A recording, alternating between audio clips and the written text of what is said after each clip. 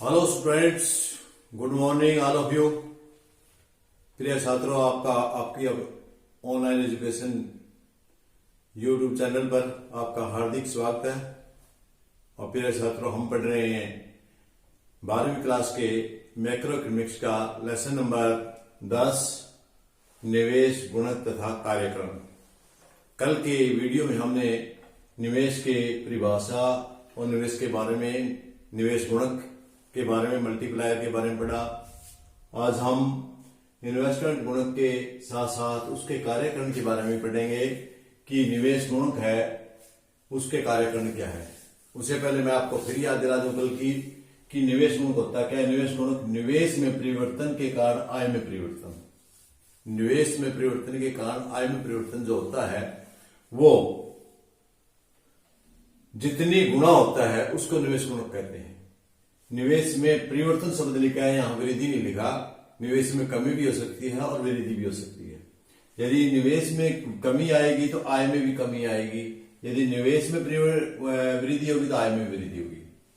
निवेश में परिवर्तन के कारण आय में परिवर्तन होगा, आय में परिवर्तन होने के कारण उपभोग में परिवर्तन होगा, और उपभोग में परिवर्तन होने के कारण फिर आय में परिवर्तन होगा। क्यों होगा?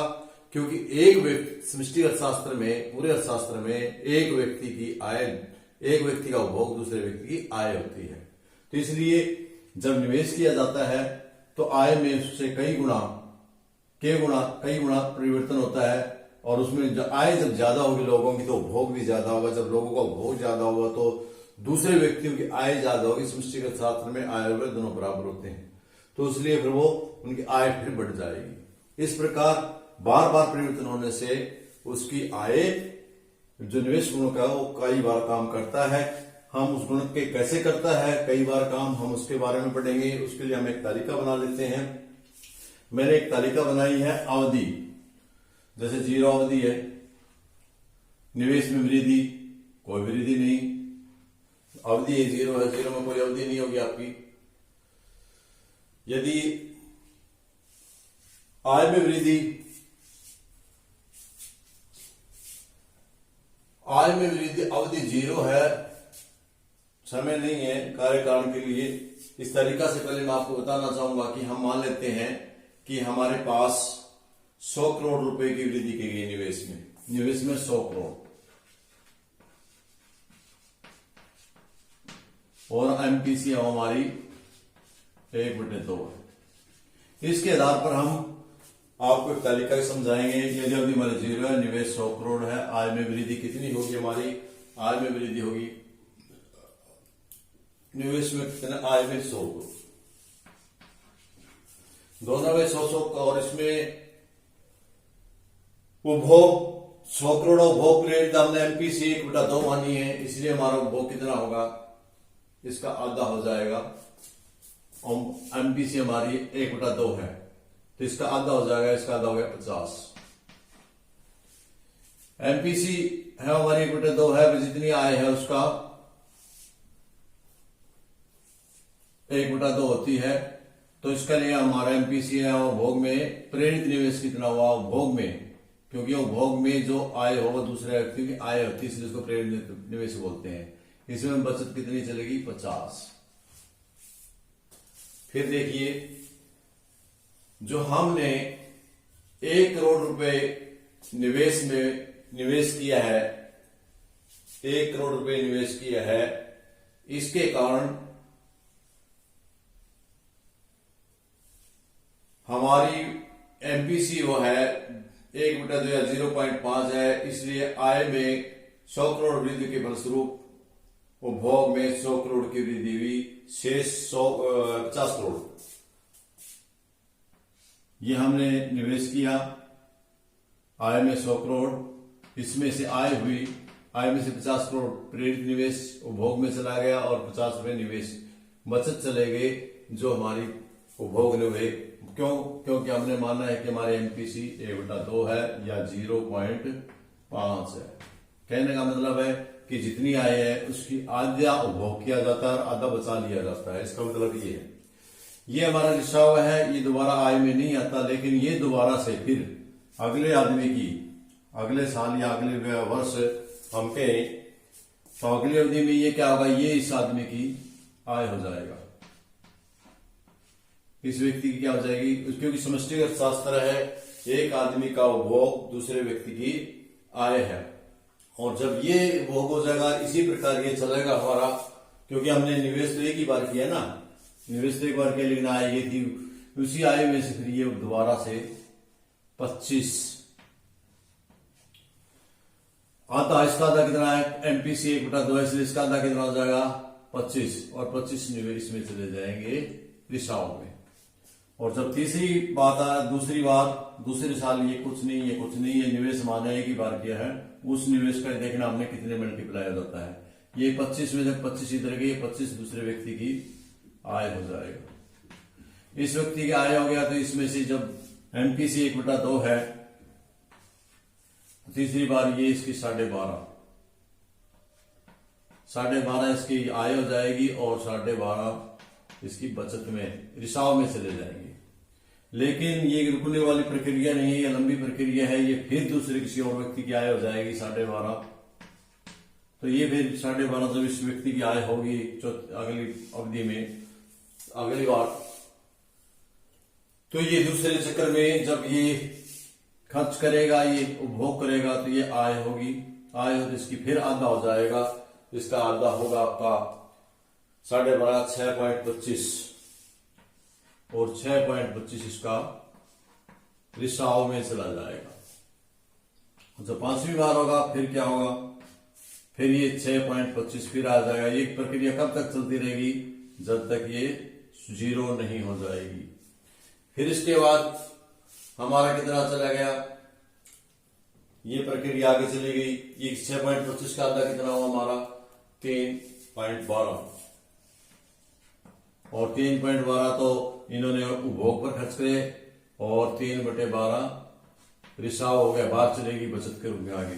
अगली बात, ये 3/12 आय होगी किसी अन्य व्यक्ति की, ये भी अन्य व्यक्ति की आय फिर खर्च हो गई, ये इसका आधा खर्च होने के कारण इसका आधा एमपीसी हमारी है 1/2, इसलिए ये इसका आधा खर्च हो गया 1.56, और 1.56 ही हमारा रिसाव में चला गया। और इसी प्रकार ये 7वीं बार आपका आगे फिर ये किसी अन्य व्यक्ति की समष्टिगत शास्त्र का अध्ययन है, यानी 1/56 है, वो किसी अन्य व्यक्ति की आय हो गई, इसलिए ये हमारी आय में शामिल हो गया 1.56। लेकिन ये प्रक्रिया यहाँ रुकने वाली नहीं है, ये और आगे चली गई, इसने फिर कुछ खर्च किया, इसने खर्च किया 0.78, और बचत भी हमारी 0.78, जो 78 वो रिसाव हो गया। लेकिन ये प्रक्रिया यहाँ रुकने वाली नहीं है, और आगे चली, और आगे चल करके इसका फिर ये किसी और व्यक्ति की आय होगी, 78 व्यक्ति की आय हुई, कितनी होगी इसकी आय 0.78,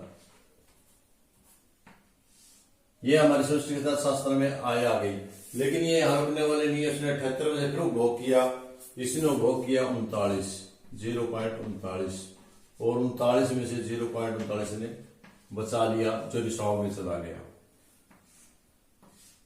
ये प्रक्रिया फिर चली आगे, और ये प्रक्रिया चल गई, ये फिर किसी अन्य व्यक्ति की आय हो गई, किसी अन्य व्यक्ति की आय उसकी होगी 0.39, और 0.39 है, ये फिर खर्च कर दिया इसने, इसका आधा खर्च किया, कितना आ गया 0.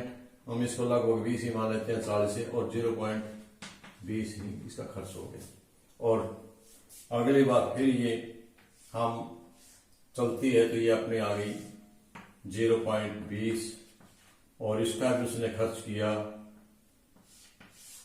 ये आ गया आपका 10, 0.10, और 0.10 उसकी रिसाव में चला गया।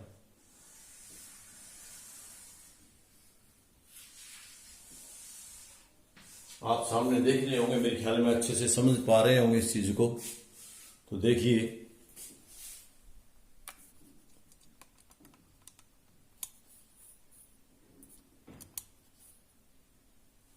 अब ये हमारा 10 तक का हमारा चला गया है, टोटल अपना कितना हो गया, टोटल इसको जोड़ो, आप पूरे के पूरे को जोड़ो, 5, 5, 10, 15, 25, 20, 25, 0, और ये आ गया 50, 25, 76, 0, ये आपका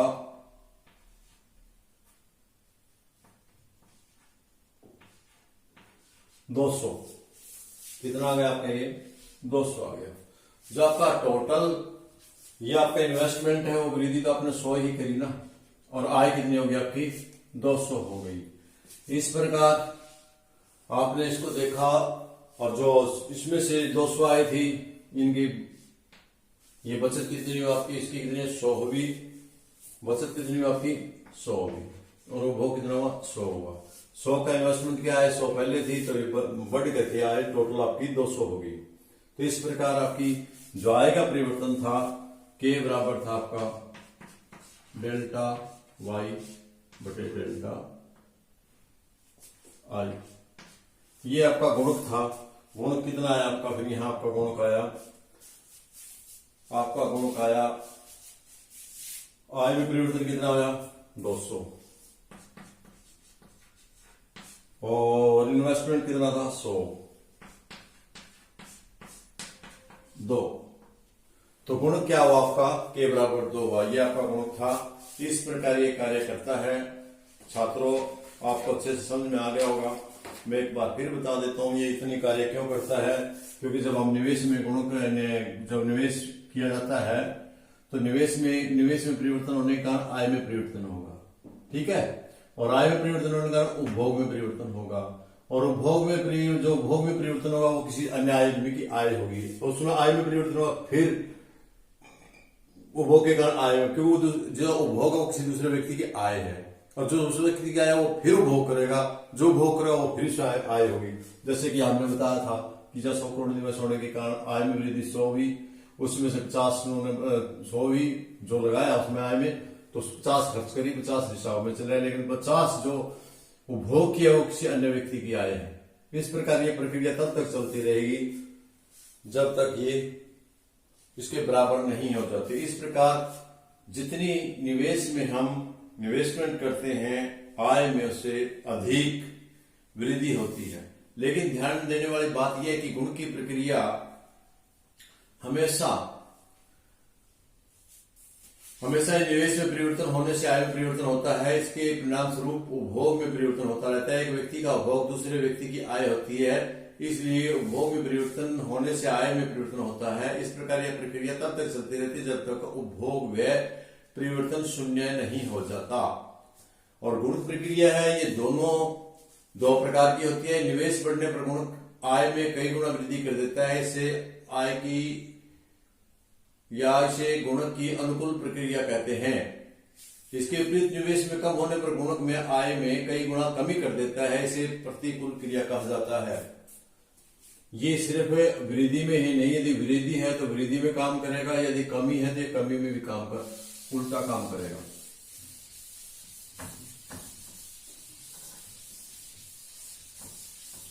ये आपको समझ में आया कि निवेश में ये जितनी हम वृद्धि करेंगे आय में, उससे कई गुना ज्यादा वृद्धि होगी। यदि आय हम निवेश में कमी करेंगे तो आय में भी कई गुना कमी होगी।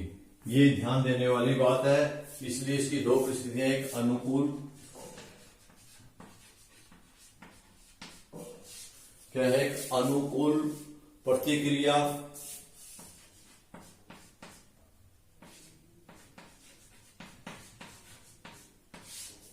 एक प्रतिकूल, एक अनुकूल गुण की क्या है, अनुकूल क्रिया, और दूसरी प्रतिकूल क्रिया।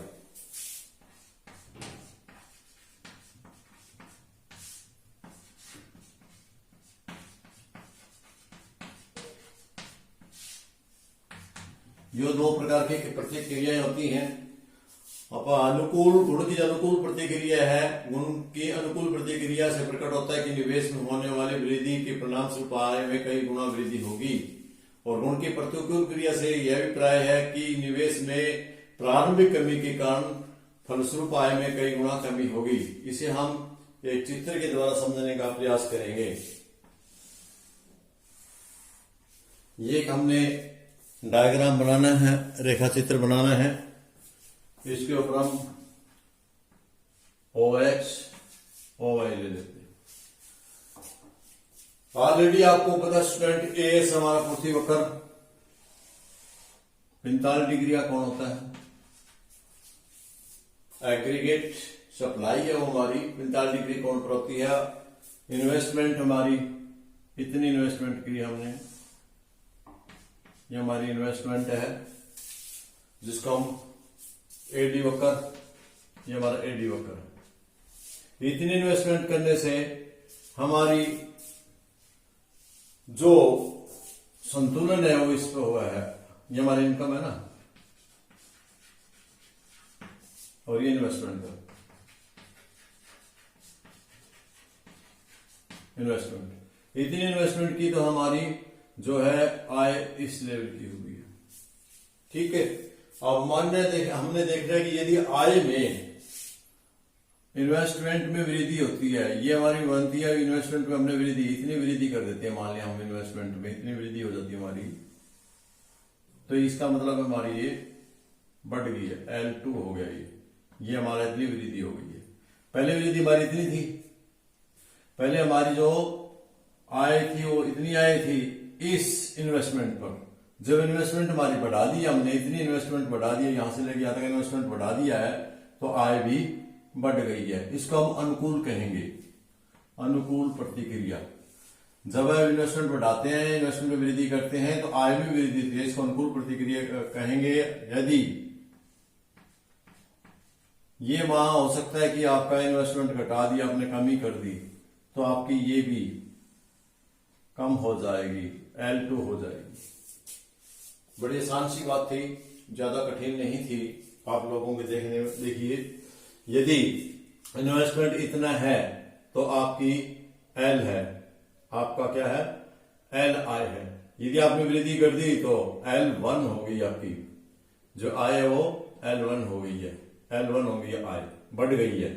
इसके बढ़ने से ये बढ़ गई है, और इसके घटने से इन्वेस्टमेंट यदि हमारा कम हो गया तो ये आय भी कम हो गई है। इसको प्रतिकूल परिस्थिति कहेंगे। यानी जब वृद्धि होती है तो उसको अनुकूल कहेंगे, और जब कमी होती है तो उसको प्रतिकूल कहेंगे। तो ये प्रिय विद्यार्थियों, आज का आपका टॉपिक था कि गुण का कार्यक्रम वो कैसे कार्य करता है। यदि उसमें बढ़ाया जाए तो बढ़ता है, यदि घटाया जाए तो बढ़ता है।